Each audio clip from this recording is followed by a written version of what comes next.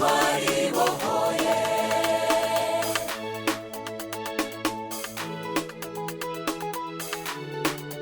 twaribohoye igihe kirageze abanyarwanda ngo twerekane ko twibohoye twibohoye imiyoborere mibi twibohoye icuraburindi twibohoye no mu bitekerezo twibohore no mu mibereho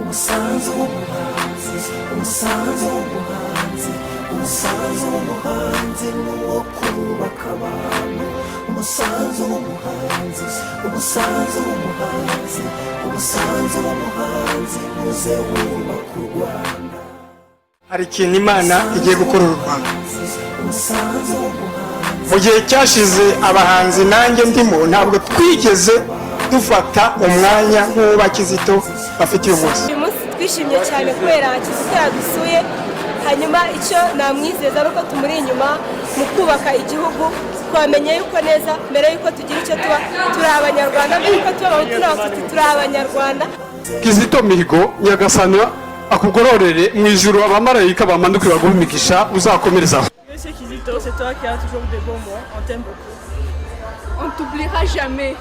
Un bon message, merci de ta part. Wanuma wenziza, wanuma wenziza, wini otiwanire. I love you, Kizito!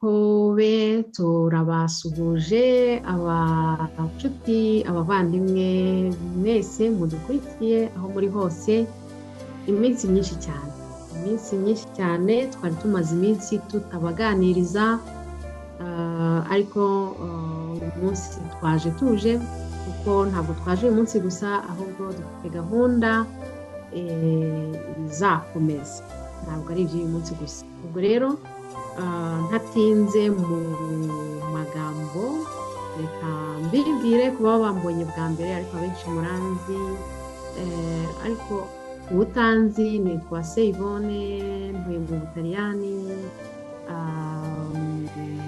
mpagarariye Time Cafe Italy hanyuma mpagarariye n'umuryango Kizito Mihigo Kurumba Pacis umuryango ushingiye cyane cyane ku guharanira ko Kizito Mihigo yazandika mu gitabo cy'abatagatifu no kwitagatifuza nkawe kubera ko tubona yuko kuri iyo ngingo yatubereye urugero rukomeye cyane rwo muri ibi bihe muri iyi myaka ikintu cyo kwitagatifuza cyo gutinya Imana cyo gukunda Imana ukanabikora ntubivuge gusa cyangwa ngo ubyemere ubigumane wowe gusa ahubwo ukanabikora ukabera abandi urugero rwiza tuberemo urugero rwiza rero natwe twumvise dukwiye gushinga umuryango wadufasha kugera ikirengeye muke muri iyo gahunda ntabwo ndi njyenyine rero ngiye guha umwanya mu nshuti turi kumwe inshuti wanjye inshuti wanyu nawe abibwire hanyuma dukomeze ikiganiro ikaze mu nshuti. urakoze mucuti kuba ndabizi ko banzi nanjye ko nanjye nongeye nivuge nitwa Delphine Uwituze nanjye nkaba ndi umuyobozi wa Fondation KMP tukaba naho duhurira na Yvonne Uwase usigiye ko tunahurira no kuri Fraternité Fondation KMP na Fraternité turakorana cyane ariko nk'uko Yvonne yababwiye nawe ari niwe uhagarariye KMP mu Butaliyani.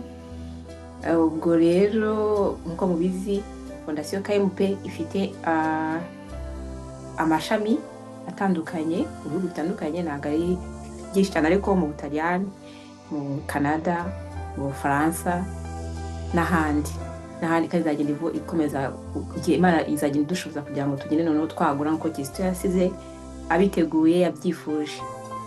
ndumva aricyo nababwira reka noneho Yvonne musubize ijambo atufundurire ku gaseke twabateganyirije kuko yambwiye ati twaje tuje koko igihe kirageze tumaze igihe kuva Kristo yakitaba Imana twanyuze muri byinshi kongera kwisuganya Fondation kugira ngo ibikorwa bye bikomeze n'ibitari byagatangiye bitangire ntabwo ikintu cyoroshye ariko reka mu mwanya Yvonne nawe adufashe gufungura ku gaseke twabateguriye uyu munsi.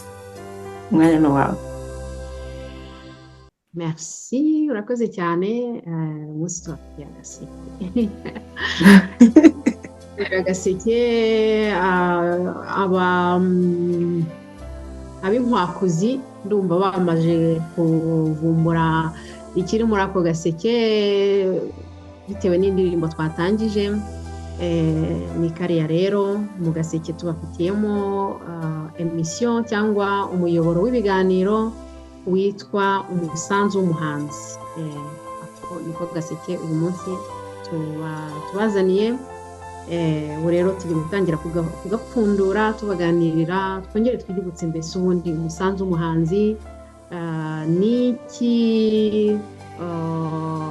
wenda hari bamwe basanzwe bawuzi Delphine nadufashe gusobanukirwa itandukaniro ry'umusanzu w'umuhanzi twari tuzi n'uwo twebwe tubazaniye uyu munsi. wenda nanjye ndagenda mufasha kuko twabiteguriye hamwe. ibyo ari byo byose umunsi tubazaniye umusanzu w'umuhanzi kandi ubu nitwe namwe. urakoze wenda umusanzu w'umuhanzi utwibutse mbere umusanzu w'umuhanzi wari umeze ute uyu munsi umusanzu w'umuhanzi uje ute? urakoze cyane. icyo navuga kwera icyo ubundi kuki ari umusanzu w'umuhanzi kuki ari umuhanzi nkuko mu wenda ndasubira inyuma gato nkuko abantu benshi babizi Fondation KMP ubwo ndabwira n'abatabizi Fondation KMP ni organisation yakira umuryango wa Kizito washinzwe na Kizito kugira ngo uzabashe gukomeza ibikorwa bye mu gihe yazaba atanakiriho no kugira ubashe gushimangira bya bikorwa yatangiye nk'umuhanzi. KMP rero ikoresha ubuhanzi ibikorwa bya KMP no kwimakaza indangagaciro z'amahoro indangagaciro za kimuntu z'amahoro z'ubukristo ariko dukoresheje ubuhanzi.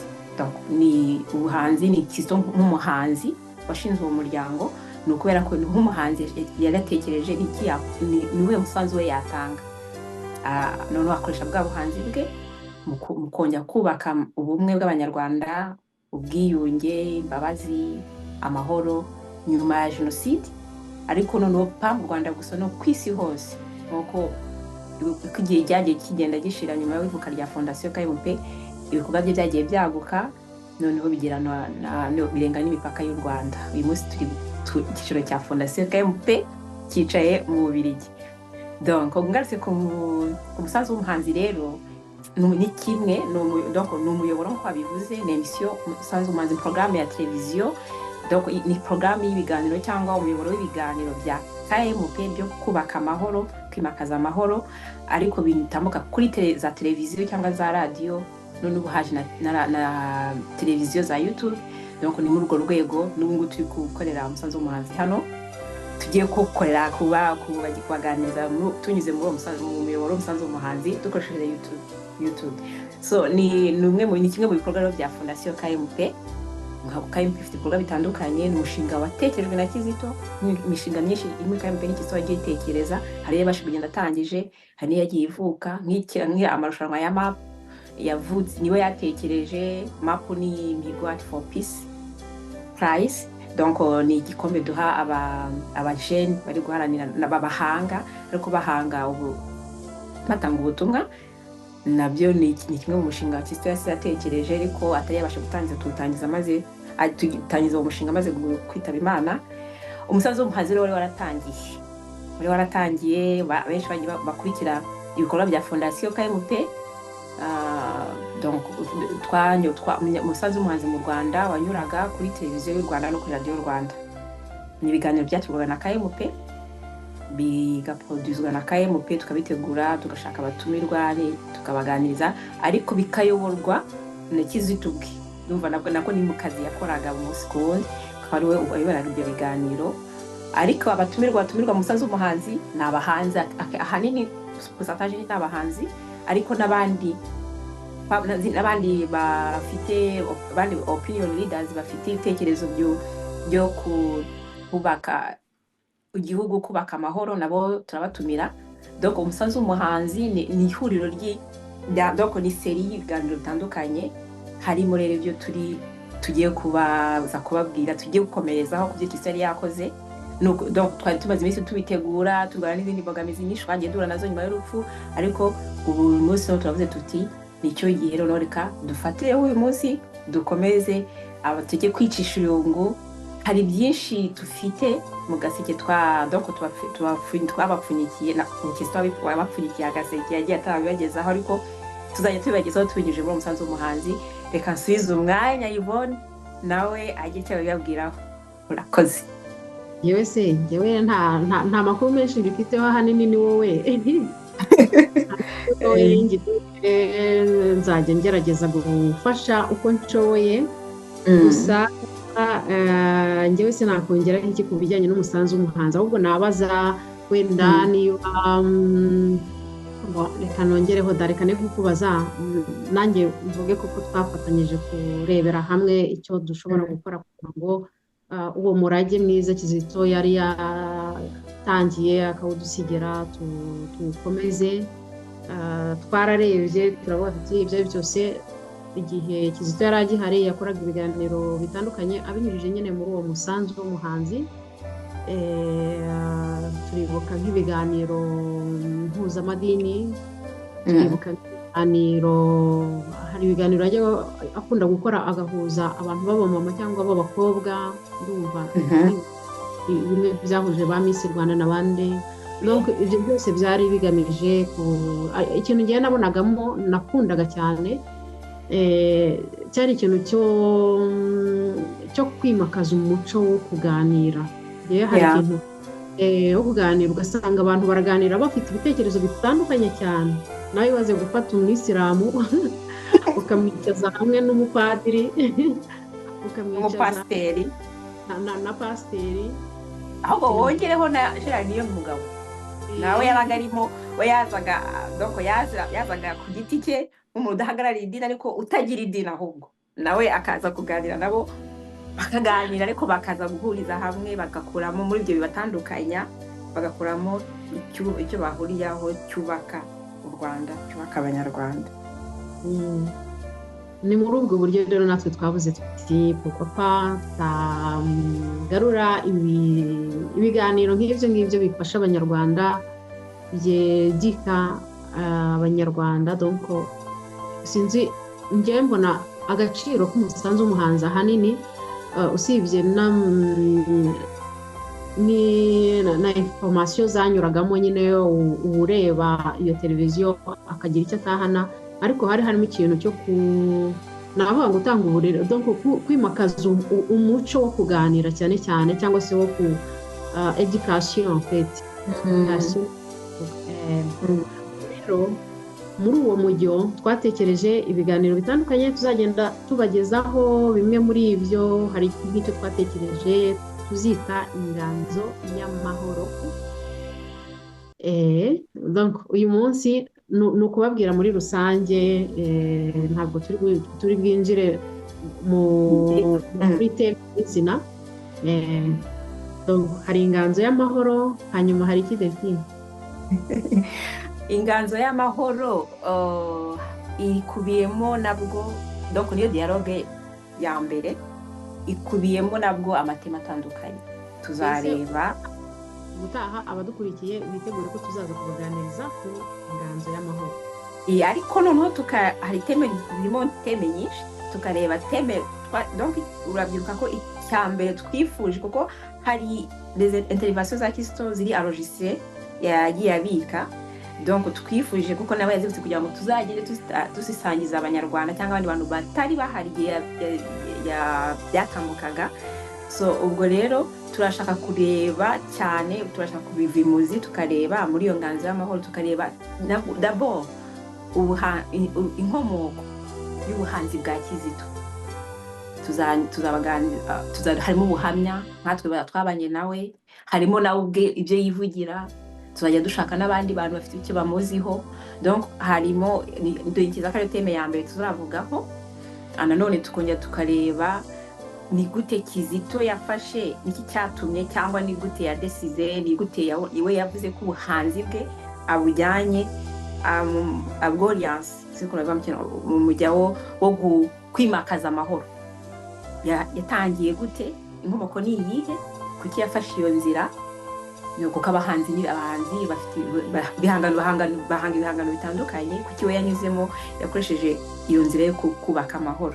Harimo naho tuzagaruka tukareba noneho ikiganiro cya kabiri, ari cyo twarebye nanone ni imbogamizi za politiki ku bahanzi, ku buhanzi ku bahanzi cyangwa les activistes de la psy. En général ni imbogamizi za politiki ku les activistes de la paix, comme Kizito yari activiste w'amahoro.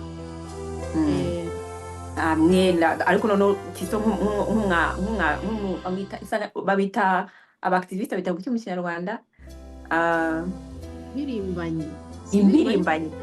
impirimbanyi z'amahoro. Nka Kizito rero imwe mu mpirimbanyi z'amahoro u Rwanda rwagize, ariko nanone w'umuhanzi, donc we yakoreshaga ubuhanzi. So ubwo iki kiganiro ifo ko tubivimuzi, kuko ni icyo kintu cyatumye izo mbogamizi politiki nizo zatumye zamugejeje ku rupfu. So ubwo rero turashaka kubivimuzi, nabwo ni naho umunsi tugiye gutangira bapfundurira kuri ako gaseke, bitewe ko uyu munsi bikubitanye ko turi le 4 juillet. Kizito yagize ibihangano byinshi, wenda kasubiza umwanya Yvonne agiye bitubwiraho. Ubwo turakomeza. Uranje muri turi kujabura we. Urabibona kujabura ndabizi, gukora mubone ibyo bitarashye. Ndebera ibintu uri kunkurira. Ubwo rero twagiye, ubwo yaje wingira ngo hari byahiye, reka tuzane ku meza twirira nta kundi.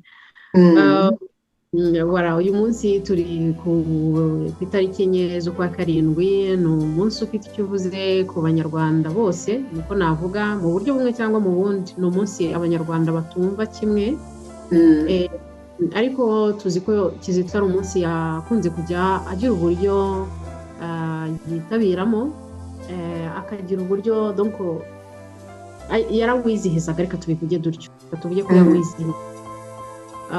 Ni muri iyo sanse rero uyu munsi twabateguriye agaseke, n'ubundi mbese n'uduseke turi mu gaseke. Bafitiye kado, ni indirimbo donc ya Kizito tutari mwakumvise, yumve hanyuma dukomeze tuganire kuri uyu munsi.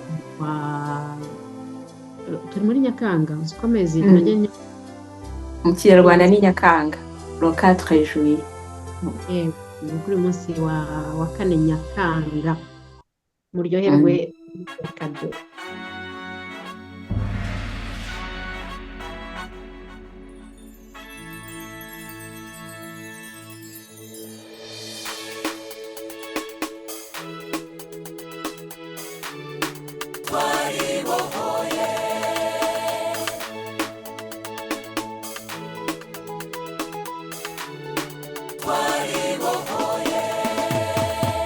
igihe kirageze banyarwanda ngo twerekane ko twibohoye imiyoborere mibi twibohoye icuraburindi twibohoye no mu bitekerezo twibohore no mu mibereho maze twese dushyire hamwe dukomeze twiyubakire icyerekezo kitubereye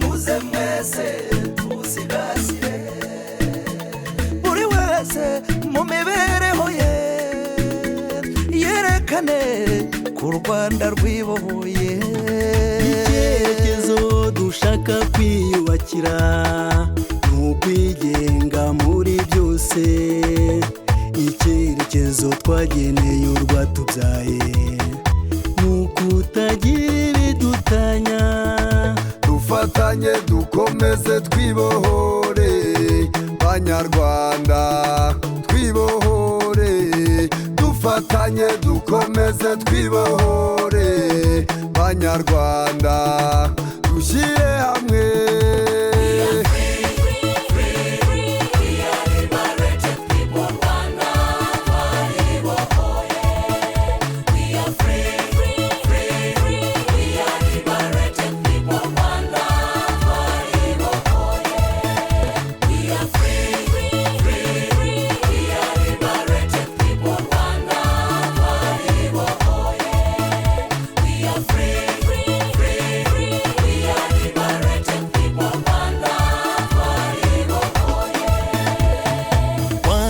gihugu dukunda ihakakiri ngo yikubasha twebwe buwabyaye twese twiyemeje guharanira ubwigenge bwawe twagurukanye isheja n'umurava ngo twerekane ko twibohoye Rwanda rugari Rwanda rwa Gasabo namba imitaga itazi imizuba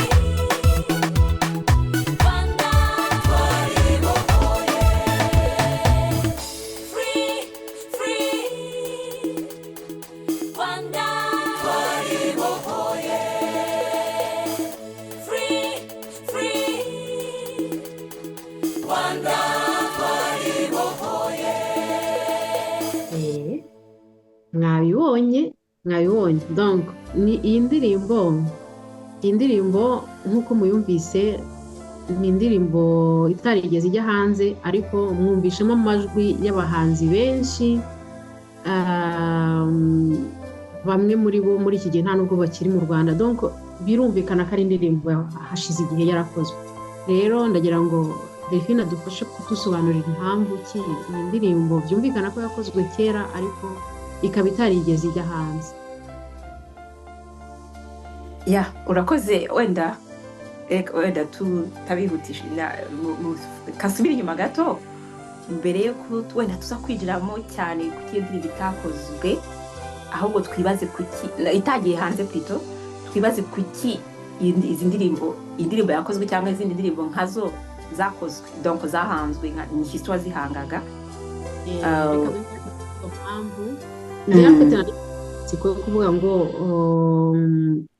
birumvikana ko hashize igihe kinini ariko koko bantu dusobanurire wa mugani mu kanya ndimo nanjye nkomanta ku buryo umunsi wa kane uyu ni umunsi akenshi usanga abanyarwanda bajyaho impaka Kizito ni umunsi yakunze kujya yitabira bisobanura witabiraga izi ndirimbo kenshi nta nubwo ari yonyine hari n'izindi zitandukanye harimo nkunda cyane irimo amagambo meza cyane ariko ntibuka mbaririmbiye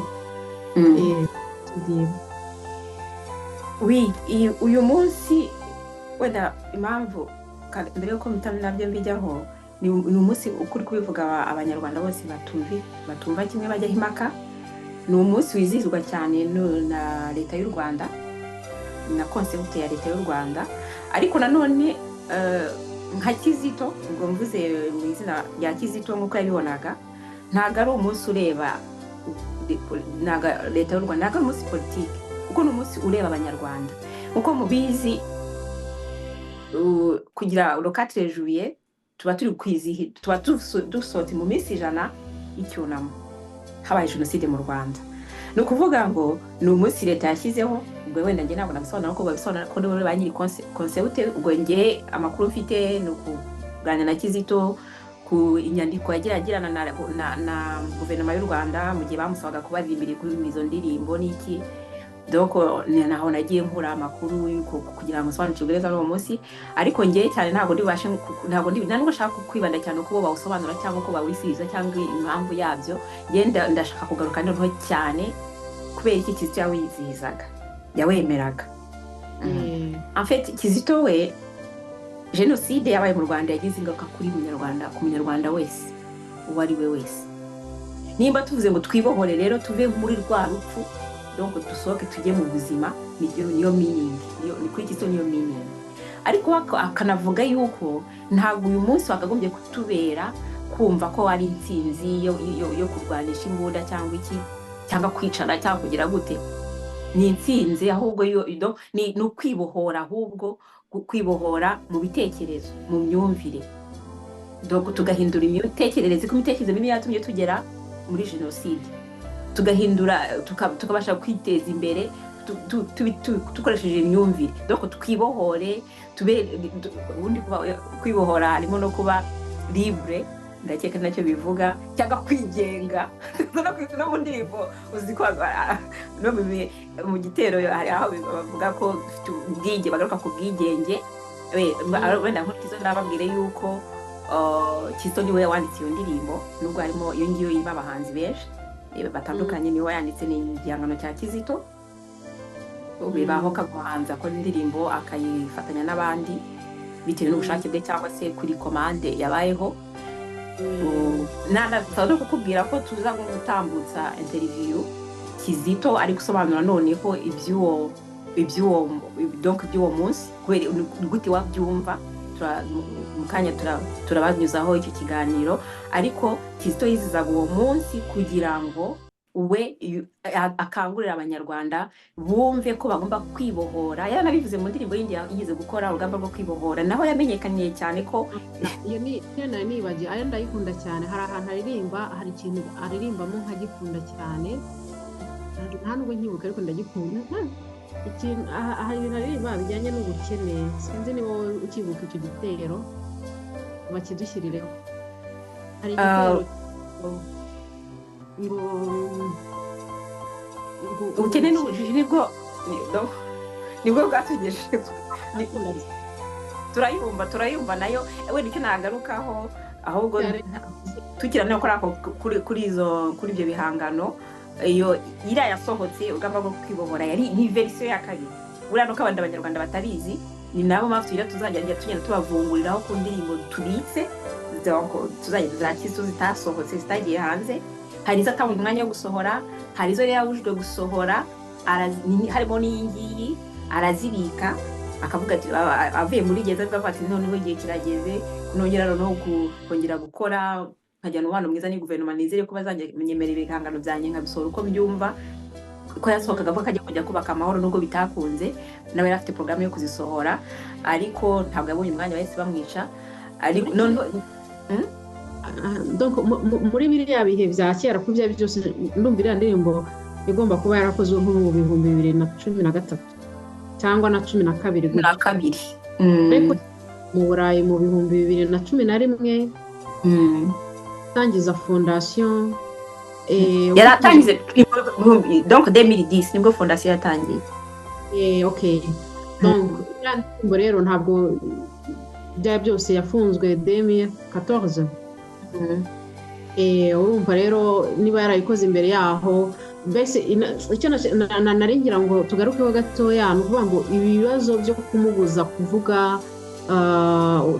guhanga uko abyumva byari byaratangiye na mbere y'uko igisobanuro cy'urupfu cyabaye ikubitiro ry'ibibazo byose by'inzira y'umusaraba yazamutse. Mu by'ukuri inzira y'umusaraba yari yarayitangiye usibye ko hanze no afite igisobanuro cy'urupfu cyashyize ahagaragara ibibazo yari afite, imbogamizi za politiki nk'uko twabyise ku ba activiste nkawe b'amahoro cyangwa ku bahanzi b'amahoro. Donc byari byaratangiye kera ariko igisobanuro cy'urupfu noneho babishyira ahagaragara. Donc hari indirimbo nyinshi zitagiye zisohoka nk'iyo irimo, hari n'iyo ngiye kuvuga iyo ngiyo nyine turi kuvugaho urugamba rwo kwibohora. naguciye mu ijambo ndi kumva itandukaniro rishobora kuba ryarabaye kuko bene izo ndirimbo yakoraga mu bihe nk'ibi ngibi donc zabaga ziri kuri commande, babaga bazimusabye nk'umuhanzi donc w'umwanditsi w'indirimbo donc uri bukora igihangano akacyuzuza neza no kandi w'umuhanga wabyize. Noneho icyabaye ku gisobanuro cy'urupfu we yabikoze nta wabimusabye, yabikoze bivanye ku mutima we ubwe nyirizina aritangira aragikora aragisohora nta wasabye uruhushya, kuko ubusanzwe nyine izo ngizo babaga bakomanze. Ubwo nyine ndimo ndakubaza mu by'ukuri ngiye ntabwo mbizi. Okay. Nizere ko ikibazo cyawe ndi kucyumva neza. Nkeka ko yabaga ari uburyo kubanza kuzibaha bakasuzuma bakareba ibyo bemera bakareba ibyo batemera bakababwira bati iyi turayanze. Ni nk'uko byagenze ku ntuzi, bikaba byaratumye ibyo bibazo yageranaga nabo tutarahise tubimenya kugeza igihe uwo atasobanuye igisobanuro cy'urupfu atabasabye uruhushya atanabiberetse atagize gute, noneho bakabibona bakisama basandaye. Oya ndakumva ari kuganisha ariko siko bimeze, kuko hari indirimbo nyinshi yakoze zirebana nanone n'izo no gukunda igihugu kandi atabisabye uburenganzira atari komande yahawe kandi zigakundwa. Tuvuge d'abord gukunda igihugu, tuvuze gukunda igihugu harimo imuni nationale yayigizemo uruhare cyo koza dukavuga ko ari komande kuko hari amarushanwa nanone, ariko aho ngaho wenda ni tuvuge iriya yitwa imbimbura kubarusha, nayo yahereye hamenyekana, nayo ni indirimbo ya patriotisme ariko ni indirimbo yanatumye ajya mu Burayi, ni indirimbo yanatumye bamumenya. Donc ntabwo ari komande yabo kandi barayikunze, ahubwo bahita bamumenya baramwapresiya banamuha buruse. Donc aha ntabwo bivuze ko kuba yarakoze igisobanuro cy'urupfu atari komande yabo cyangwa atabiberetse, ntabwo yari afite aroburije guhanga indirimbo ngo ajye kubereka. Umuhanzi ahanga bazi gusabye, hari izo babaga bamusabye wibye nyinshi. For example nk'izi zo wenda ntaragusubiza icyo kibazo nako no kugusubiza, hari indi ndirimbo aho tutanavuze nayo isa nkaho ni gukunda igihugu, ni indirimbo yubahiriza za ambasade, sinzi niba abanyarwanda nayo bayizi, nayo turayishyiraho. Ni indirimbo yitwa ngo twiyemeje kwirukana urwango, ni indirimbo donc yubahiriza za ambasade z'u Rwanda hanze, irimo donc nayo ni indirimbo yakoze le 4 juillet ndumva ari muri Demi monde ntabwo nibuka umwaka ni 2008 ntabwo nibuka neza cyane 2007 turareba cyangwa kwibohora ndumva afite ni indirimbo yubahiriza za ambasade ariko nanone yayikoreye occasion yo kwibohora icyo gihe none nta nubwo bari bakamuhaye komande yo gukora indirimbo nk'izo ngizo zo kwibohora cyangwa zo kwibuka genocide. Donc wenda kugira ngo nkosore yari indirimbo bamuhagaho komande koko turaza kwenda tubanagenda tuzirebaho ni tunabishobora uyu munsi tuzagenda gake gake tubiganiraho. Hari indirimbo nawe zijyanye na patriotism yitekerezaga bafite kugira bamuhe komande nuko babonye ko ari umuhanzi koko kandi azi nkuko avuze arakompoza akora afite n'ubunararibonye mu guhanga afite n'igikundiro afite ijwi tusanye byose n'ibyo yatumaga none bamuga ati bakareba n'ibyo bihangano yahanze rero umuhanzi wuzuye arabizi ko definition yise nagaro kwita ndiko bimeze yitwa l'organiste composé muri definition ye kumudefinisa ni donc dushyiramo ko ni organiste composé akaba ni musicien ameme donc urumva afite tara yagutse niyo mpamvu umusanzu w'umuhanzi mbere yuko tujya kureba umusanzu wabo reka tureba inkomoko y'ubwo buhanzi y'ubwo buhanga iyo mpamvu tuzabigarukaho nabyo. Donc ubwo rero nicyo nashaka kukubwira kuguserereza yuko uri umuntu w'ishyanutsi wishyira mu bintu byose baravuga ngo ariririmbira akibyinira akicurangira yari hugo ubwo wenda nsubije rero ikibazo cyawe. Iyi ndirimbo wenda iriya twari tumaze kuvuga yitwa twiyemeje kwirukana urwango iyo yari yanasohotse ni nayo yahereye ahahanga wenda mu kanya ko nabize twaza kuyumva twumvira na intervention yiwe na intervention yiwe ari kuvuga noneho uko yumva ukuntu umunyarwanda yagombye kwikwibiza kwibohora mu gihe tuvuye mu rupfu mu twibohore mu buhe buryo mu gihe tuvuye wenda mbere ko tugaruka dusobanura cyane kuri iyo impamvu iya itasohotse iriya tumaze kumva yitwa We Are Liberated People niko title yayo yitwa. Ariko mbere yuko tugaruka impamvu itasohotse mbere ikabasohotse uyu munsi wenda reka tubanze twumve iyo intervention ya Kristo twumve niyo ndirimbo yindi yatumye ahanga atayinjira muri iyo concept yo kwibohora. Okay, reka dutega amatwi. Koko rero nayihimbye ku itariki 4 z'ukwezi kwa 7 2008 hari nari ndimo ndangiza amashuri yanjye nyiririmba ku itariki 4 z'ukwezi kwa 7 muzi ko igihugu cyacu kizihiza fete bita fete de la libération.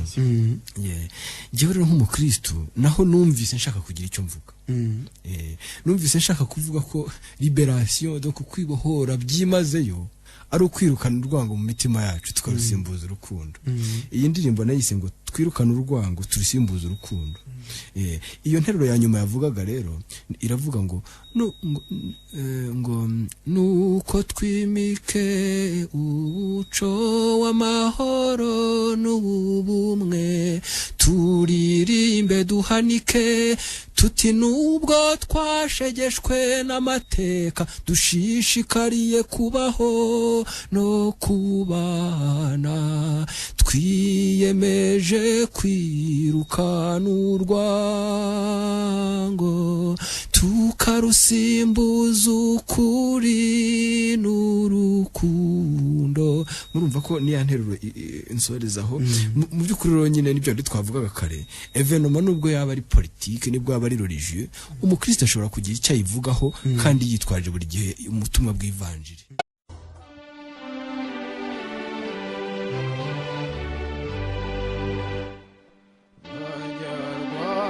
mwese muri hano nimucyo twinikize turirimbe intangamuganzanyo turirimbe imbanza bigwi turirimbe urwanda n'isango yarwihebuje turushagare cyane turuhunda ibisigo impaka impakanizi n'imyato Rwanda we rambagirwa Rwanda we komera gusa rambagirwa n'imenango byaduhetse mu bumwe mu murimo nzagukunda iyi ntego nihaye aho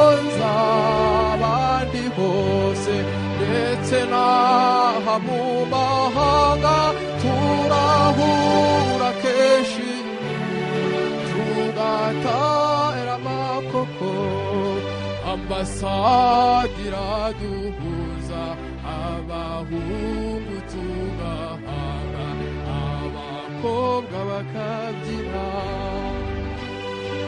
ambasade yacu sangwa sangwa wowe muvugizi ukaba n'umuvunyi u Rwanda rwatubyaye ambasade yacu utubera ikoraniro nuko tukimika u Rwanda i Burayi tukaririmba inyamibwa ingota amasini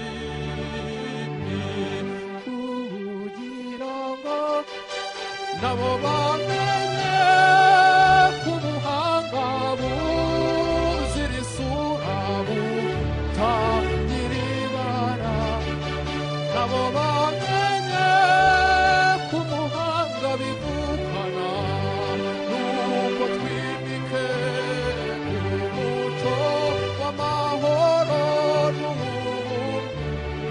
turirimbe duhanike tuti nubwo twashegeshwe n'amateka dushishikariye kubaho no kubana twiyemeje kwirukana urwango tukarusimbuza ukuri n'urukundo twiyemeje kwirukana urwango tukarusimbuza ukuri n'urukundo Abanyarwanda mwese muri hano nimucyo twimikize turirimbe intangamuganzanyo turirimbe imbanza bigwi turirimbe u Rwanda n'isango yarwihebure turushagare cyane turuhunde ibisigo impakanizi n'imyato Rwanda we ramagira Rwanda we komera gusa ramagirwa n'imibago byaduhetse mu bumwe mu murimo nzagukunda iyi ntego nihaye aho nzaba ndi hose ndetse n'aha mu mahanga turahura kenshi tugatara amakoko ambasade iraduhuza abahungu tugahanga abakobwa bakabyina ambasade yacu sangwa sangwa wowe muvugizi ukaba n'umuvunyi u Rwanda rwatubyaye ambasade yacu utubera ikoraniro nuko tukimika u Rwanda i Burayi tukaririmba inyamibwa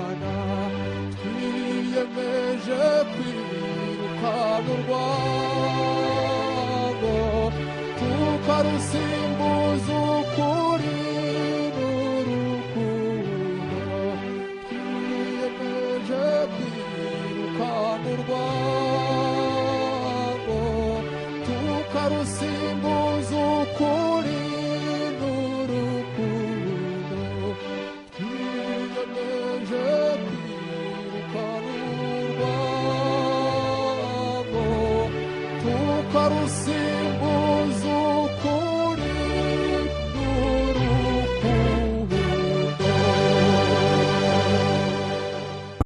igihugu cyacu iyo cyishimye umukristo nawe arishima. Umuhanzi w'indirimbo z'Imana rero ntashobora nko kwibuza kwishima igihe igihugu kigeze mu bihe by'ibyishimo. Nta nubwo ashobora kwibuza kubabarana nacyo mu bihe by'akababaro. Niyo mpamvu rero jyewe nta nubwo mbitandukanya cyane, mvuga ko umuhanzi w'Imana ashobora guhanga umuziki utavuga Imana nyirizina, no kuvuga itavuga amagambo ya Bibiliya cyangwa itavuga amasengesho, ariko ikavuga Imana mu bundi buryo. Jyewe sinabyita kuririmba ibindi, ahubwo nabyita kuririmba Imana mu bundi buryo. No kuvuga ngo nta muntu ushobora gukunda Imana yanga igihugu cye, cyangwa atazi ababyeyi be, cyangwa atazi uburere bw'ababyeyi be, atazi umuco we. Jyewe rero nahimbye indirimbo nyinshi nanone zivuga igihugu cyacu, ndetse reka duhite tunavuga nk'indirimbo yubahiriza igihugu cyacu ubu ngubu, Hymne National y'u Rwanda. Ni indirimbo nagizemo uruhare rukomeye cyane kuko nahembwe mu bahanzi 5 bayishakiye amanota, hanyuma ndetse nza gutoranywa n'abari babishinzwe kugira ngo nyobore komisiyo yari ishinzwe kuyikosora no kuyigisha abanyarwanda bose. Iyo ni indirimbo imwe ivuga igihugu cyacu. Indi ni indirimbo abantu benshi cyane bazi, ikunda guca ku maradiyo yindi, yitwa Imbimbura kubarusha. Indirimbo nahimbye mu mwaka wa 2003 mbere yuko njya kwiga i Burayi mu bya muzika. Ni indirimbo rero yavugaga intambwe igihugu cyacu cyari kigezeho icyo gihe, igashima bakoze uko bashoboye bose kugira ngo igihugu cyacu kive mu kaga cyari kivuyemo, kugira ngo cyongere kijye mu ruhando rw'ibindi bihugu, abanyarwanda twongere tugarure icyizere cyo kubaho. Imbimbura kubarusha rero nyine ni indirimbo ndende cyane, ifite iminota 14. Niyo ndirimbo y'igihugu, navuga indirimbo ivuga u Rwanda abantu benshi bashobora kumenya, apare dushyize ku ruhande iyo Hymne National nyine.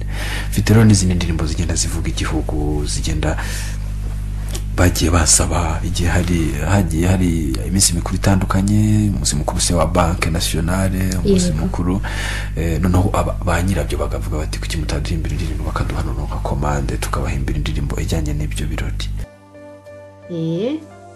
Murabyiyumviye rero, murabyiyumviye. Ariko mbere yuko tugana kuri sije igana ku musozo, ntabwo wari wansubiza ikibazo cyanjye cya mbere, finalima kibaye icya nyuma. Yo kumenya impamvu iyi ndirimbo itasohotse igihe cyayo, ikaba imaze imyaka yose mu kabati. Ibyo byose kubera ko yari ihari, kandi akaba ari indirimbo nziza cyane. Twahisemo uyu munsi kuyiha abanyarwanda nk'imwe mu mirage Kizito yadusigiye. By'umwihariko uyu munsi ni kado idasanzwe kuko ari umunsi wayo, ni umunsi wo kwibohora kw'abanyarwanda, bana kw'inkotanyi kw'abanyarwanda, mu myumvire, mu bitekerereze, uko nguko nyine Kizito yadusobanuriye. Aho tubwire rero impamvu iyi ndirimbo itasohotse igihe cyayo, ikaba isohotse uyu munsi. Iyo ndirimbo hamwe n'izindi tuzasohora, donc kuri concept yo kwibohora hasigaye 2. Imwe nayo imwe ni kimwe nk'iyo ntabwo igeze ijya hanze na gato, ariko hakaba none iyindi version ya mbere y'urugamba rwo kwibohora. Nagiye kubivugaho gato nuko iyo turi kuganira ibitekerezo ari byinshi. Donc hari indi version nayo yo kwibohora, yo urugamba rwo kwibohora ya mbere yari yakwanye nabwo n'abahanzi batandukanye, kubera yuko en fait wenda ndabigaruka byo ngibyo nayo barayanga mu rwego kuyanga no kwanga kitambuka. We ahita yikora wenyine, ahita akora version ya kabiri niyo mwabonye aririmbamo wenyine. Ni indirimbo ndende nayo, ariko ubundi yari igenewe kuririmba ari benshi. Barambajije? Reka noneho reka nkubaze aho ngize ikibazo kuko urabuze uti donc urugamba rwo kwibohora no iriya tuzi nahoze mvuga mu kanya ko nyikunda ko ubu tubwiye yuko hari verisiyo ya mbere yari yaririmbye ari kumwe n'abahanzi benshi bakayanga ikibazo cya mbere yahinduye texte ayiririmba uko nyine byashoboraga gupasa ntibiteze ibibazo byinshi cyangwa yaririmbye uko yari yayanditse mbere. Ikibazo cya kabiri esike niba yarahisemo kuyisohora noneho ari kuyiririmba wenyine abo bahanzi bari bafatanyije akavuga ati reka mbyihorere reka nyibike aho iyi ngiyi dusohoye irimo abahanzi benshi ntashobora kuba hari impamvu yatumye iyo ahuriyemo n'abahanzi benshi ayihorera none twebwe tukaba dusohoye indirimbo uyu munsi irimo abahanzi benshi bikaba bishobora kugira ibibazo biteza je sais que ibyo ari byo indirimbo kuko indirimbo ari umutungo wa fondation wenda kubijyanye na copyright ni indirimbo ya Kizito wenda ku bibazo wenda wavuga ko kurimbana na Kizito wenda sinzi bari ikibazo ushaka kuvuga icyo ari cyo wenda nabyo ndabigaruka mu gusubiza impamvu zitasohotse ariko nanone sinzi ibibazo kumva ko umuhanzi yaririmbye ikibazo yakeka ni uko bari mu Rwanda bamwe abandi baragiye ntabwo bari mu Rwanda ariko nuwajya kubarenganya ngo baririmbanye na Kizito baranabize dayeri nabo batangaga komande z'indirimbo baba barenganyije kubera yuko usibye no kurimbana na Kizito nk'umuhanzi bo bakoranye nk'abanyapolitiki cyangwa nk'igihugu bakoranye na Kizito so ubwo rero ntekereza ko nta kibazo kirimo iri mu bidoka indirimbo igihangano cyakozwe kiba cyakozwe kugira ngo igikorwa yaba hari amasezerano yakozwe kugira ngo uwaruze uririmbe mu ndirimbo y'umuhanzi runaka ku muhanzi we ibyo bibikiya ukuntu bagomba gukorana n'uzasohora igihangano ahubwo reka ngaruke impamvu itasotse ntabwo ari impamvu y'umuhanzi ni impamvu politike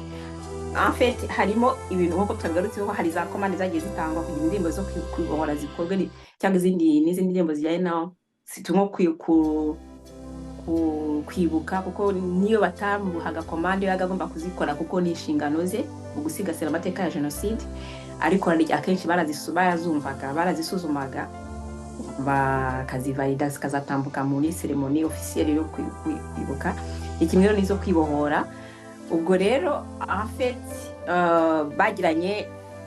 bajyaga bamusolicita nyine mu gihe cyo gutegura kwibohora bakamwohereza dokima wenda mbivuge kuko ntabwo mbitinya perezidansi ubwayo niyo yamwandikiraga ni ibintu ufitiye preve byose kuko nk'uko wenda abanyarwanda barabizi ibyo bintu birahari Kizito yarabisize ibintu bye yasize biteguye ni ibintu bigaragara hari amapreve inyandiko bagiranye ama-email bagiranye tusa so perezidansi niyo yasabaga ko akora ibyo bihangano ikamusaba ko noneho rimwe bakanamubwira ati twifuza ko wakorana n'abandi bahanzi iyo habaga hatanze haje komande nka gutyo habaga bateguranye bakumvikana no kuri budget yabyo ko bizakorwa kuko gutegura indirimbo abahanzi barabizi naka kintu cyoroshye deja gukora logistique mu bwayo no kujya gushutinga ngo ubone video niki donc ntabwo ari n'indi budget ndende ariko noneho akaba party ya mbere ya ruhare rwa mbere rwa Kizito rwabaga rwo kwandika texte yabamara kuyandika hari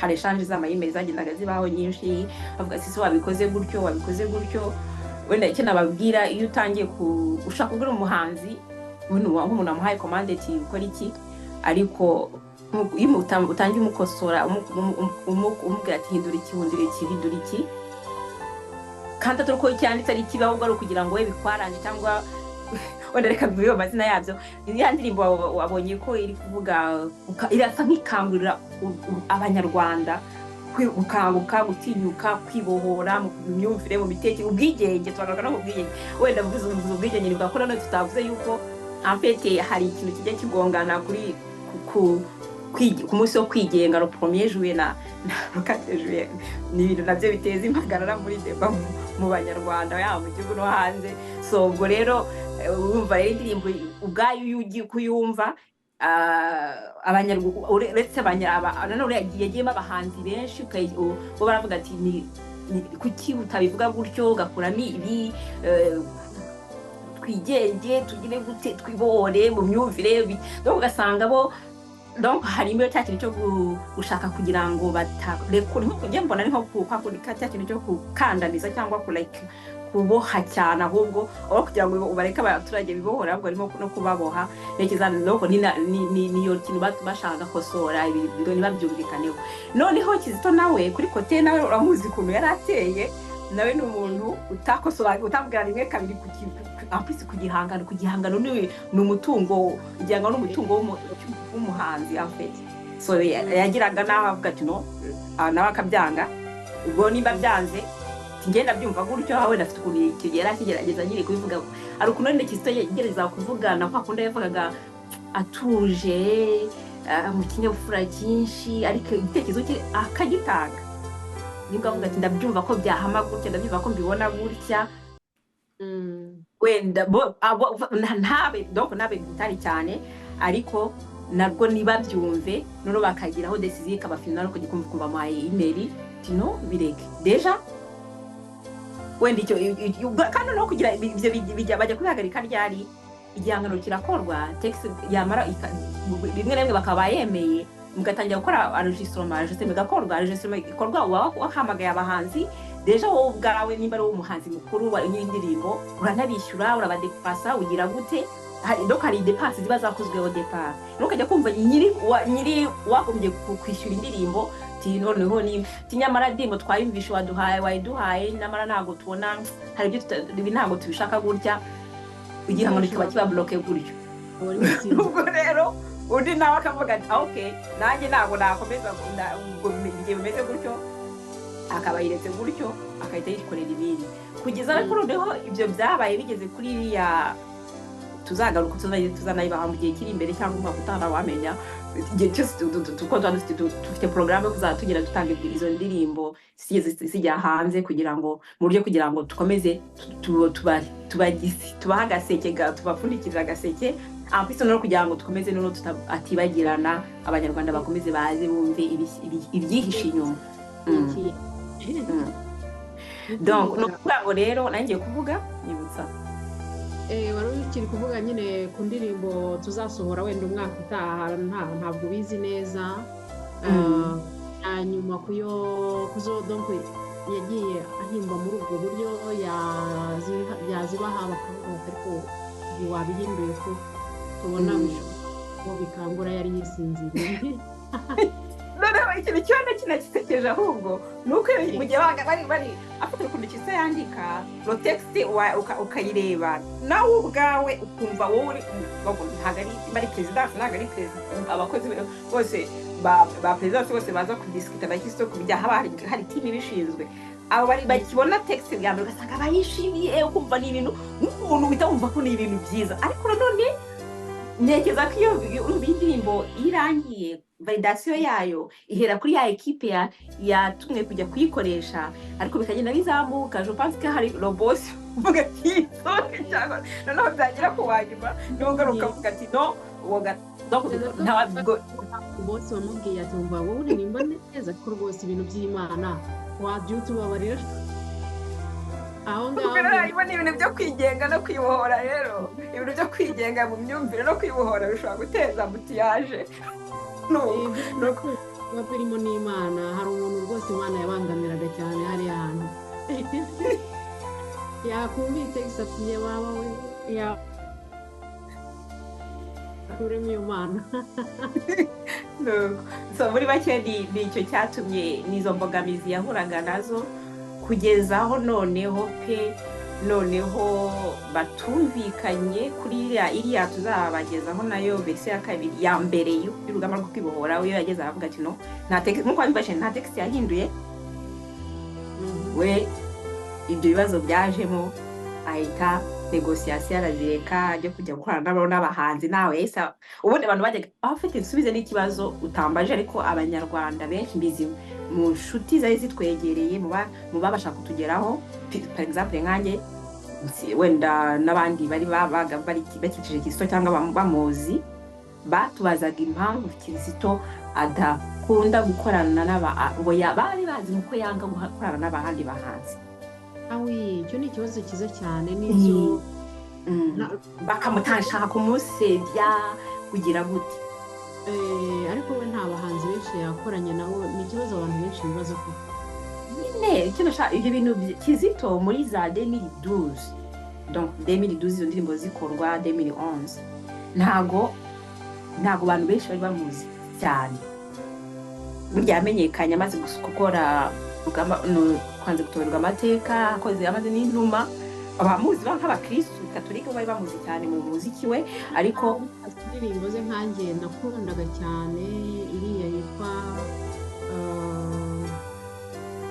banana zibagiwe mwabanye hari indirimbo ya Kiliziya nakundaga cyane, ariko ntazi ko ariya Kizito, ntazi uwayanditse, ntarumva ari ibintu bya Kiliziya biri aho. Afite nyinshi, ariko indirimbo ntabwo nakurenganya, afite indirimbo nyinshi za Kiliziya katolika tuzanabyumva mu biganiro tuzabagezaho. Yagiye kujya i Burayi cyangwa se yagiye kuza muri Korado Kigali, we mpanze amaso ni wowe mpanze iyo giye ahubwo ntiyavuba. Iyindi rero za shanso zanoze zo mu Kiliziya nige muri segonde kuva imyaka ya 10 numva ndayikunze, ariko nyine nkumva utazi nyirayo. Donc urumva rero icyo nashaka kuvuga, ntago icyo gihe abantu bamumenye cyane amaze gukora inuma twanze gutuberwa amateka, bamubona atangiye kwikorana wenyine, ariko we ntago ari ku bushake bwe. Abenshi banabifataga nk'aho wenda ari ukwirata akazi, wenda ari umuhanga, abenshi wenda bakabifata. Ntabwo nzi neza ko abantu byababaje, bagiye barabana bazaga kubimbaza personnellement, bakabaza kuki abashaka nko kunyereka ko nyushakaho, donc yasuzuguranga abandi banzi. Ntabwo ari icyo ngicyo, kuko iyo ziriya ndirimbo ni preuve n'eshatu mu ijambo. We waba uzi niba hari abahanzi bigeze bamusaba gukorana nawe wenda akanga kubera izo mpamvu ugiye gutubwira? No, ahubwo ntago impamvu zituma donc zo kuvuna nta mpamvu igaragaza yuko we yanze gukorana n'abahanzi afite. Ahubwo we biragaragaza ko yashatse gukorana n'abahanzi, ubwo akagira imbogamizi, kuko ibihangano yakoranye n'abahanzi benshi en plus noneho abisa na leta ibirimo byabaye bloqué kubera yuko bo bashaka biririmbwa gutya cyangwa bikorwa gutya. So noneho we ibaze gukora ibihangano bitatu, bakavuga ngo ntabwo biri gusohoke, mwabitayeho imbaraga, wafashe umwanya abahanzi bagiye muri studio babo kubiprograma kugira ngo bose bagigire. Ni preuve yerekana ko wese avuga ati umunsi yakoraga urugamba rwo kwihora wenyine, yese ashyiraho akarongo yuko agomba gukora ibye, akabyisimanira, itext akoze yagiye uyikomeretsa akazabibazwa. Naho byaturutse kudakorana n'abahanzi. Urundi rugero ahubwo rushaka kwerekana ko Kizito yakoranaga n'abahanzi, muzarebe hari indirimbo zagiye zikorwa kera mu cyunamo, ubwo ni muri so za 2010 za 2011 ugiye mbere yaho kwibuka, wasangaga abahanzi bahurira hamwe bagakompoza indirimbo. Umukompositeri yashaka kuba umwe, ariko ano agashyiramo abandi bahanzi batandukanye. Mu ndirimbo zagiye zikorwa zirimo guremo n'abahanzi, wenda tuzagira nabwo umwanya wo kubikuzitambutsa kizitarimo, nazo yabaga ari kumwe n'abandi hanzi zarasoze zo kwibuka, zo sarasuku. Ariko izo kwibohora ko yafite ukuntu ashaka kuyakonza mukena yo imyumvire ukabyumva, ashaka kugira ngo nabyo kuko umurimo wari wo kwigisha guhindura imyumvire, kuko imyumvire y'Abanyarwanda yatugesheje ku kibi. Donc bagashaka ati noneho ngiye ndumva kwibohora, twibohore mu bitekerezo, mu myumvire nibitambuka. Nibwo yavuze ati noneho babahanzi twakoranye nabo ntacyo bamariye ngo turekara mu burenganzira bwacu, tureka nikorere ku giti cyanjye jyenyine. Ariko preuve zirari yakoranye n'abahanzi muri izo ndirimbo zo kunama. Ndumva subiza ibibazo, ngerageje gusubiza ibibazo byawe cyangwa se commentaire zawe, ngerageje kukuzuza. Bazatubwira abantu no muri commentaire niba mufite n'ibibazo mushaka ko tuzaganiraho, tuzabigeza kuri tuti wacu Delphina adusobanurire, adusubize. Ngewe nta bisubizo byinshi mfite, ariko nshobora kubabariza. ushobora kubabariza nicyo mbereye hano. Rero tugane ku musozo, ikiganiro kigiye kuba kirekire cyane. Sije ya nyuma uyu munsi twashakaga kuganiraho ni sije yitwa Map Day. Map Day ni akandi gaseke mu by'ukuri. Siyo kafungutse ko ariko uyu mwaka karacyafunze. Akuyu mwaka ntabwo karafunguka. Mbere na mbere turashaka kubabwira ngo ku itariki 20 mbivuze neza. 20 ntabwo wabyibagiwe. Nabyanditse ku itariki 20 Nyaka gukunjya mbivanga nkabiturikiranya donc ku itariki 20 z'ukwa karindwi 2024 mwandike muri agenda tuzaba turi i Buruseli twaje gupfundura agaseke twabateguriye ka Map Day. Reka ndeke Delphine dusobanurire Map Day ariko murayizi ntabwo twitindaho cyane ko ni iminota yatugendanye ariko ku bijyanye n'uyu mwaka mu gaseke harimo iki ariko n'ubuvuge byose no kujabura bajaburiramo. Ndabatera amatsiko. Map Day ni imihigo for Peace Day. Ni umunsi wahariwe ubuhanzi bwa Kristo, ni umunsi wahariwe guha agaciro, donc ni guha agaciro Rwanda hommage l'œuvre de Kizito Mihigo. Donc ni umunsi twibuka ko Kizito, donc ni umunsi afite ibirwana n'umunsi w'amavuko. Uwo munsi tuwutegura ku munsi w'amavuko nubwo bizari ku 20 yaravutse 25 ariko samedi byaguye 20. So ubwo rero ni umunsi tuba dugamije kugira ngo twongere tuzirikane ku buhanzi bwa Kizito ufite ubuhanga apisi n'ubutumwa burimo, twongere dushanga ibitekerezo. Rero hateganyijwe misa saa 6 i Buruseli kuri La Viale Europe mu kubahazi ni muri quartier Europe. Ormajije ndavuze ngo turaza kwafisha flyer kugira ngo abantu babone neza adresse. Mwandike muri agenda muzaze twizihiza uwo munsi. Komeza ni muri quartier Europe, ni hano ubundi ni muri urabizi ko fondation ifite donc siège biro hariya muri quartier ya Parlement ya Union Européenne. Donc naho ngaho baraza kubona adresse yaho. Saa 6 zabari misa ryoshye cyane. Tuzongera tukumva injyana y'umuziki wa Kizito ari guhimbaza, ari kwanima misa abandi babita guhimbaza, babyita mu cy'Ikinyarwanda. Kizito tukarafite unararimonye yarazwiho wenyine, nta n'ubundi bondayonaho nk'umuhanzi w'umukristo umwe rukumbi wicara akaririmba misa wenyine guhera ku ndirimbo ya mbere kugeza misa isoje. Donc abantu benshi barabikundaga cyane. Tubimazemo tujabura we bizajya gushya inkono iri mu ubwo rero hari nyuma yaho ya misa hari na conference, ibiganiro muri zimwe mu ndirimbo za Kizito zijyanye na teme y'umwaka ariyo ndi umuntu. Teme y'umwaka twanabyibagiye kubivuga ko ni ndi umuntu. Donc tuzajya tubikiranye message zirimo, hanyuma hazazamo n'ubundi tuzatarama mu ndirimbo za Kizito, tuzatarama no mu ndirimbo z'aba donc uyu munsi wa Map Day ijyana no na Map Prize. Donc ni prix ihabwa abajene batsindiye igikombe cya Map, donc Mihigo for Peace Prize. Donc aba concours uyu mwaka harimo kuririmba no n'imivugo.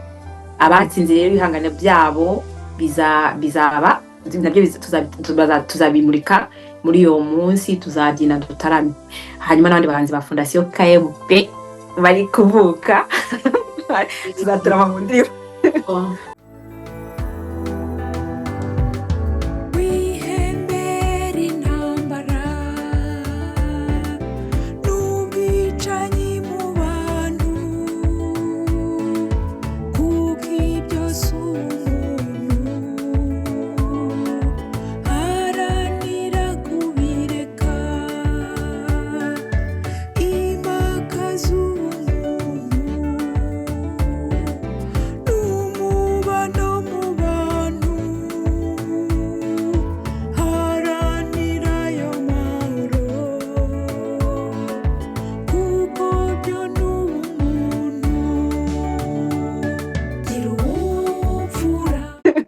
hari ikintu ngomba kukwibutsa wari wambwiye ngo nkwibutse. Uyu mwaka muri organization ijyanye no guparticipa muri map day nyine muri iryo rushanwa hari akantu k'akamodification wambwiye ko byabaye ngombwa ko kazamo nagira ngo tukubwire abantu. Reka tubivugeho ni irema bonera ko nguze kubinyibutsa kubera yuko mu minsi iri imbere turaza no gushyiraho mbere dushyiraho itangazo ritoya. En fait twe twavuze yuko muri communication twe twavuze yuko hazamo vote turabyifuza depuis ko twajya tugira na vote nuga jiri yacu irimo abahanzi b'inararibonye abarejande bacu aribo badesida n'ubundi abatsinze ariko turifuza yuko nibura jiri yagidesida 70% noneho na public ikagira vote ya 30%, so bikaba ibintu bibaze kuri donc abakunzi b'ibikorwa bya fondation n'ubundi abakunzi ba Kizito ibihangano byacu nabo bakagira ijambo kuri icyo gikorwa bagatora ati ngenda abona kino umva haba undi kuntu habayemo changement kwishura ko twarabitangiye ko tugenda biterwa n'ubushobozi tugenda tugira n'iki n'ubumenyi kubera ko urabona ubu ngubu ababaye nomine donc habaye mu cya mbere baba legende bacu baduhitiyemo ba renomine ababaye nomine rero ni ukuvuga ngo mu Kinyarwanda babyita ngo iki simbizi ubwo rafasha ibihangano byabo byagiye ngo mumbabarire mutamu ijambo mu byakire mu abahiswemo umuntu ashobora kubyumva ukunda ariko ni Ikinyarwanda nuko biga donc abahize abandi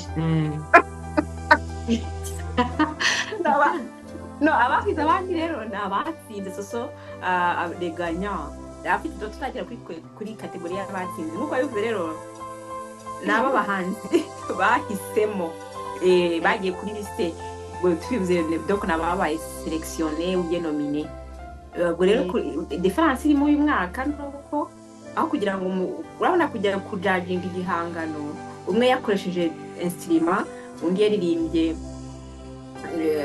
doze babyita capella undi noneho cyangwa undi yakoresheje kamera wenda muri video baragaragara neza undi yakoresheje na telefone undi yakoresheje telefone undi yakoresheje kamera undi yakoresheje na mukarojisira telefone undi yakoresheje doze recorder nziza donc ntabwo amajwi asohoka kimwe so twari twifuje yuko rero uyu mwaka habaye changement kugira ngo amahirwe yagenda angana kuri bose noneho tufata ababaye nomine ibihangano byabo rero bijya muri studio donc ubu ngubu producers ba fondation barimo barabitravaillaho kugira ngo turebe igihangano yura bizasohoke n'ibijyana no kugira ngo bibejije kuri partie ya nyuma bibe biri kuri level y'umuproducer umwe donc ubuhanga bube bumwe wenda hatandukana ubuhanga bw'umuhanzi mu guhanga no kuririmba cyangwa kugira gute noneho bisoke bifatika uwo muntu uko turashaka kugira tubizamura n'undi myaka nuko twavuze rero nimara kuba produit donc bizanyuze bakoze donc ndiba yarangiye kwasigariza na video zakozwe cyangwa se audio tuzareba turashaka ko zajya kuri public nari gatora public ikavuga ati ngenda abona yari uwe wa mbere cyangwa ndabona uyu no bikagaruka ngo biba bibaze kuri technology no tukaha rapport abajaji no bakavuga ati noneho bo bakarubashyira noneho batangije ubuze decision yanyu ariko uyu mwaka kwera ko habayemo gutinda no kumva ibintu bishyashya dushaka kugira ngo tugerageze ntago vote za public zizabaho tuzakomeza muri bwa buryo abajiri ari komeza hitemo kugeza igihe tuzabasha kubishobokera turatekereza ko mwaka utaha noneho bizakunda tukategura amarushanwa hakiri kare bose umwaka twatangije mu kwa 4 tutende ko tuzatangiza mu kwa 3 cyangwa mu kwa 2 noneho bakaba umwanya wo kuba tuvuye kwibuka Kizito tukadutangiza amarushanwa nuko ndumva ariyo message nashaka gutanga. Okay, birumvikanye ibyo byose umuntu utaratanga igihangano cye ngira ngo cyararangiye byararangiye birimo gutunganywa ndumva agashya karimo uyu mwaka ari uko ibihangano byose noneho bizasohoka bivuye muri studio atari kwa kundi nyine umwe aba afite ubushobozi buke undi afite bwinshi ugasanga wenda ufite bukeya afite ubuhanga burenze ariko kuko umwe yabashije kujya muri studio wenda bigeze uko bisohoka keza cyane tugahaye amanota ndumva rero twagana ku musozo ikiganiro cyacu uyu munsi ni ahangaha tubashije kubagereza ibi twari dufite n'ibi twari tubafitiye mu gaseke k'uyu munsi nizere ko byabanyuze ubutaha mudufashije muri commentaire cyangwa mu buryo mufite bwo kutugeraho mushobora kutugira inama z'uburyo dushobora kubitunganya neza kurushaho kugira ngo bigende birushaho kuba byiza twababwiye yuko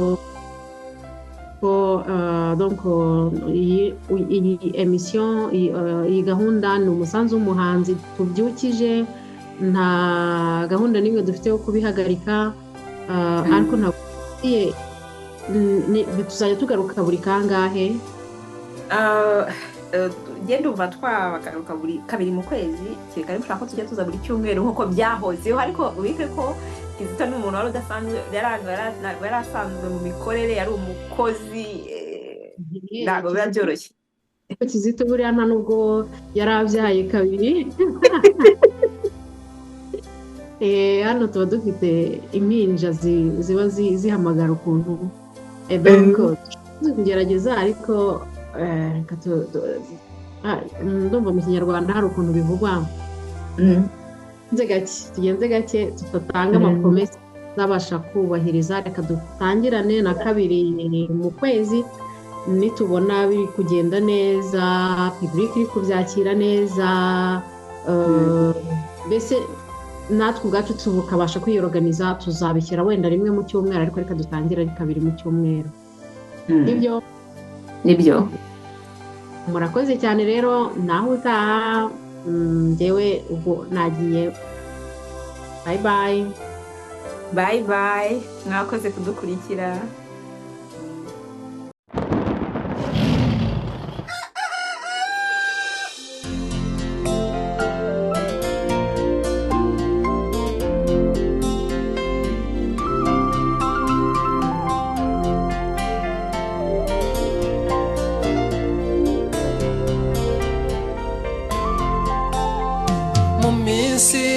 ishize Rwanda twazirikanaga umusaraba wawe uyu munsi tariki ya 4 Nyakanga twizihiza izuka ryawe u Rwanda rwarapfuye rurazuka none ntirugipfuye Rwanda rwarapfuye rurazuka none ntirugipfuye Rwanda ngo byiduhetse ramba rambagira komera komeza wibohore nkuko wabitangiye arabiye yaduhaye icyizere n'umurava byo gutsinda urugamba none tuzarukomeza urugamba rwo kwibohora ntirurwanwa n'imbunda gusa urugamba rwo kwibohora turukore no mu myumvire tururwane no mu myumvire tururwane mu mibereho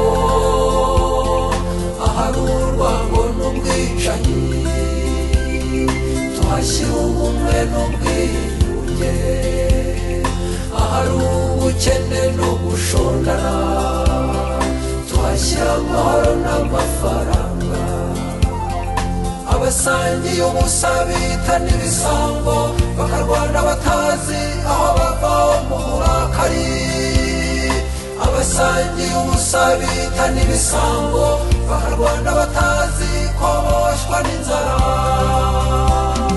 imizi y'amacakubiri n'ubukene n'ubujiji imizi y'inzangano mu bantu n'ukutagira ubwigenge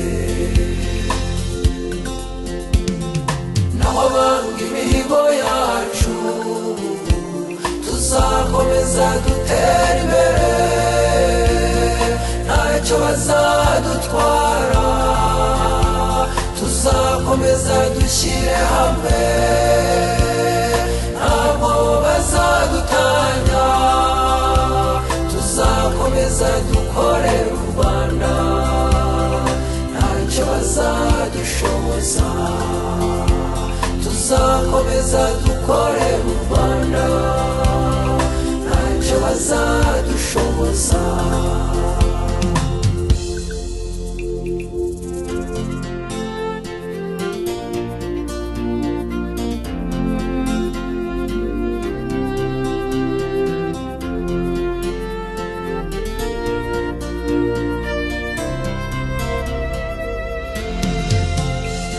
imyaka uko igenda itambuka banyarwanda ntitukibagirwe kwaho twavuye ari hasi cyane hatagira munsi yaho iki ni igihe cyo guhaguruka twese tukazamuka iki ni igihe cyo guhaguruka twese tukazamuka Rwanda ngo byiduhetse ramba rambagira komera komeza wibohore nkuko wabitangiye arapiye yaduhaye icyizere n'umurava byo gutsinda urugamba none tuzarukomeza urugamba rwo kwibohora ntirurwanwa n'imbunda gusa urugamba rwo kwibohora turukore no mu myumvire tururwane no mu myumvire tururwane mu mibereho ahari urwango n'ubwicanyi tuhashyira ubumwe n'ubwiyunge ahari ubukene no gushondana tuhashyira amahoro n'amafaranga abasangiye ubusa bita n'ibisambo bakarwana batazi aho bava mu burakari abasangiye ubusa bita n'ibisambo bakarwana batazi ko boshwa n'inzara imizi y'amacakubiri n'ubukene n'ubujiji imizi y'inzangano mu bantu n'ukutagira ubwigenge naho abanga imihigo yacu tuzakomeza dutera imbere ntacyo bazadutwara tuzakomeza dushyire hamwe ntabwo bazadutanya tuzakomeza dukorera u Rwanda ntacyo bazadushoboza tuzakomeza dukorera u Rwanda ntacyo bazadushoboza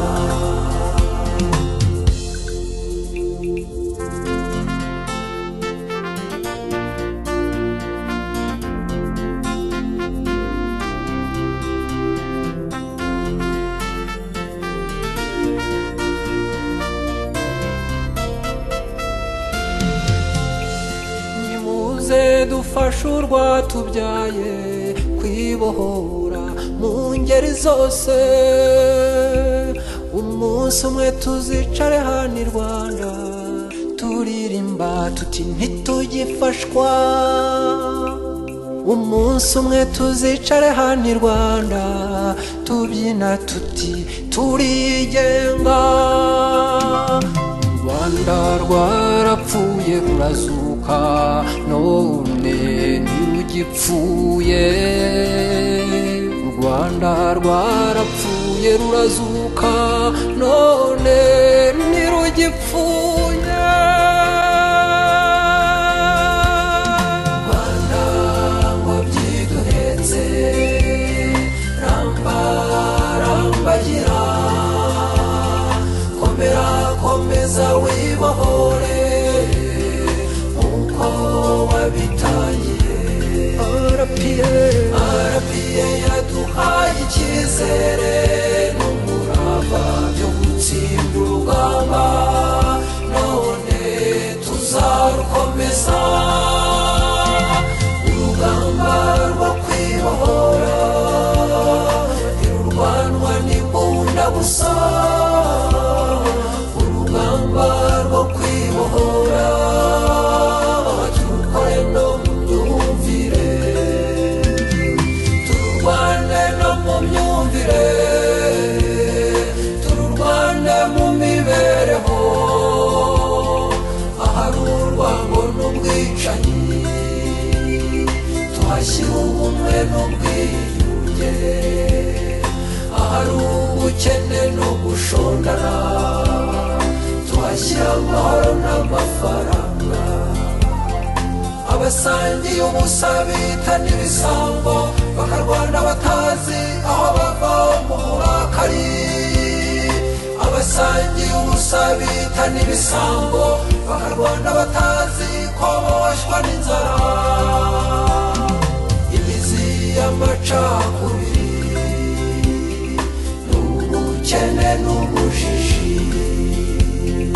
imizi y'inzangano mu bantu n'ukutagira ubwigenge.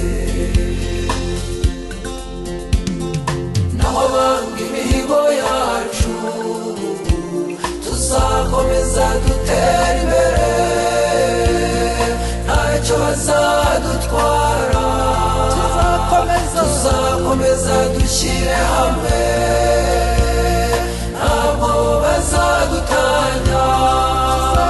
Tuzakomeza dukorera u Rwanda, ntacyo bazadushoboza. Tuzakomeza dukorera u Rwanda, ntacyo bazadushoboza.